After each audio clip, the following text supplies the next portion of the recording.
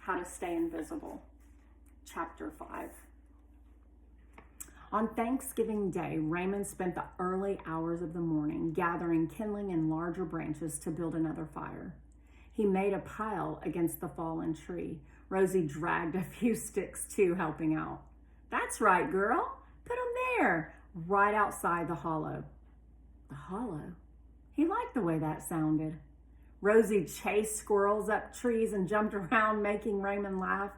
"If you can catch one," Raymond called after her, "then we'll really be in business." His stomach growled. When he felt good about his stick supply, he grabbed his fishing pole in the small tackle box.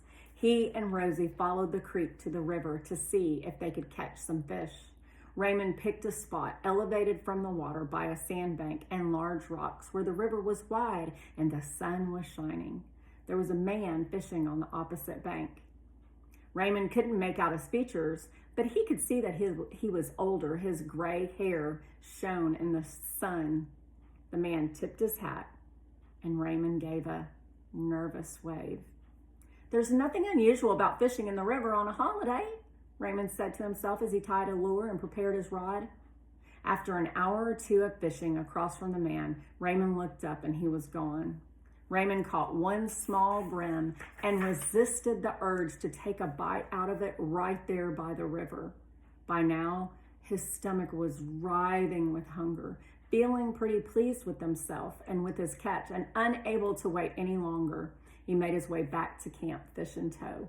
He did his best to clean the fish with his knife. He built a fire and skewered the fish to roast. He salivated impatiently as it cooked. Finally, he tore the meat from the fish and ate greedily. "There you go, Rosie girl. Happy Thanksgiving," he said, his mouth full, tossing her a piece. He'd done a good job preparing the fish, and he pulled small bones from his mouth with every bite. He'd done a poor job.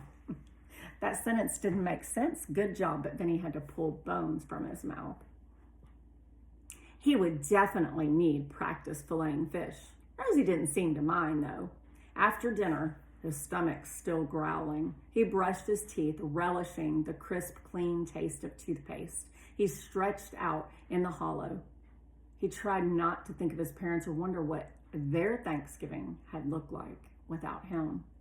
It was a restless night filled with rustling leaves and unknown noises. Raymond stuffed his hoodie over his head, trying not to listen. His stomach was growling, and he couldn't relax enough to fall asleep. When he finally did fall asleep, it was short-lived. Hunger woke him, and he gave in, pulling himself from the hollow in the early morning hours. He and Rosie fished again at the same spot in the river. After he cast his line, Raymond looked around. He had the odd and distinct feeling that he was being watched, but there was no sign of the man from the day before. He fished for hours without a single bite and decided to walk upriver to try his luck in a different spot. His stomach churned and Rosie whined.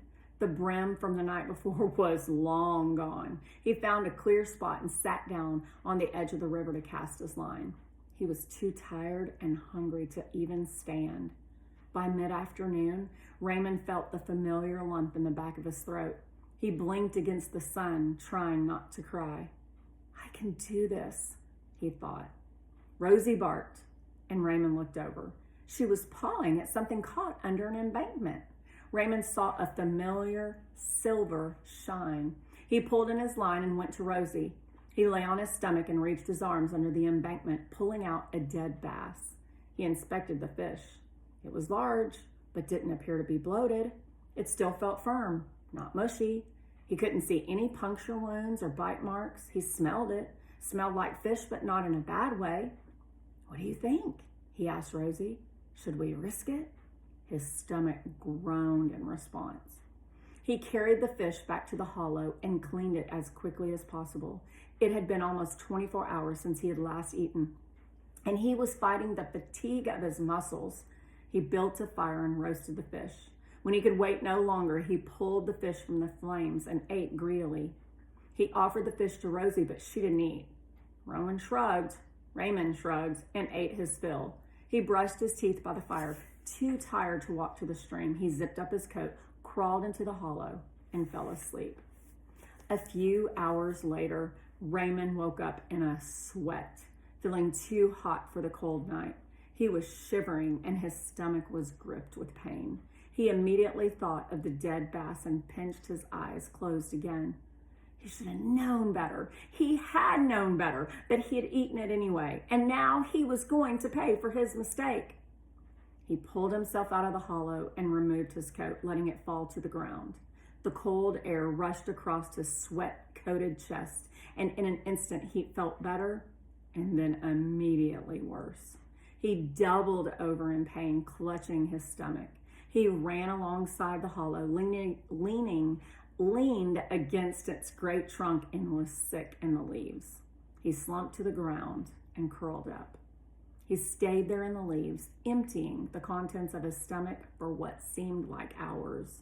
His body shivered and convulsed against the cold, but Raymond couldn't bring himself to get off the ground and find his coat again. At some point in the night, Rosie was there, licking his forehead. Raymond managed to crawl back to the hollow, finding his coat along the way. But as soon as he was in the tree, he had to pull himself back out for the next wave of sickness.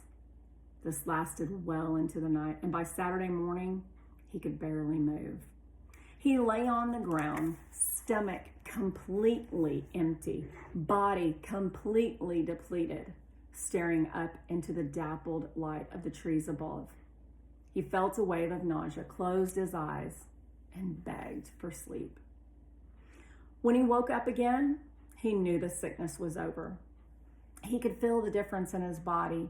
He was weak, but no longer ill. He sat up, leaning against the weight of his arms, and swallowed hard. His mouth and throat were dry. He walked to the creek and took small sips of the cool running water. He submerged his hands and washed them off, scooping the cold water onto his face and letting it run down his neck. He propped himself up against a tree by the water. It had taken every ounce of energy he had left to get him here, and he would have to recover to move again. He fell asleep against the tree trunk. When his eyes opened again, it was almost dusk. His stomach felt like a clenched fist, unable to relax.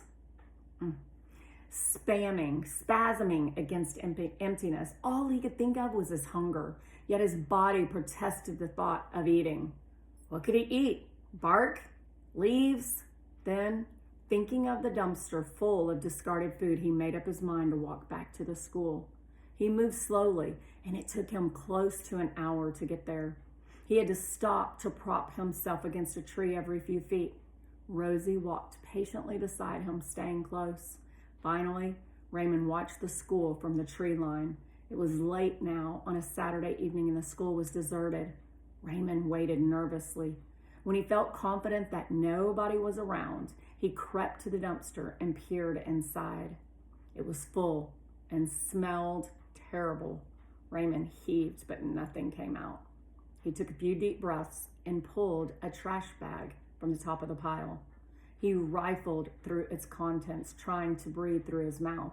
He managed to drag 5 very ripe bananas, a half-eaten jar of peanut butter, 2 uneaten apples, and an unopened can of Vienna sausages back to the shadowy comfort of the woods.